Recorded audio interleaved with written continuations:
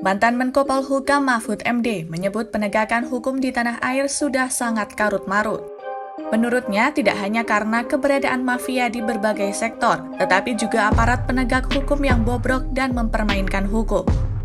Mahfud menyebut perlu adanya kemauan dan sikap tegas dari Presiden untuk mengatasi situasi darurat hukum ini. Sebab pemimpin negara memiliki kemampuan untuk menggerakkan para pembantunya sekaligus membersihkan mereka yang bobrok. Dan untuk itu sebenarnya kalau saya simpel aja kalau dari sudut hukum tata negara dan sudut ilmu politik. Kalau Presiden mau bisa semuanya.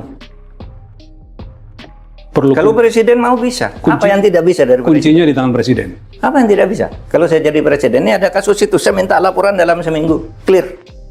Semua aparat Harus di bawahnya. bersih. Semua aparat Kalau di bawahnya enggak, kamu pasti. seminggu udah selesai, saya ambil tindakan. Bisa kan Presiden?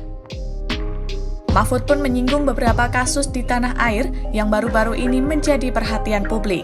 Mahfud mengungkit kasus penambangan emas liar di Sulawesi Utara yang butuh waktu lama ditindak karena pencabutan izin usaha pertambangan. Kemudian kasus rektor salah satu PTN yang ditersangkakan atas dugaan korupsi dana pengembangan institusi.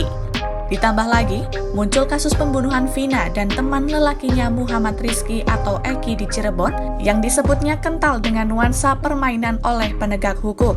Mahfud menyebut negara ini sudah dalam kondisi darurat hukum, sehingga butuh kekompakan untuk mengatasinya. Lebih lanjut, Mahfud sedikit menyelipkan harapannya terhadap pemerintahan berikutnya yang akan dipimpin oleh Prabowo Subianto. Saya punya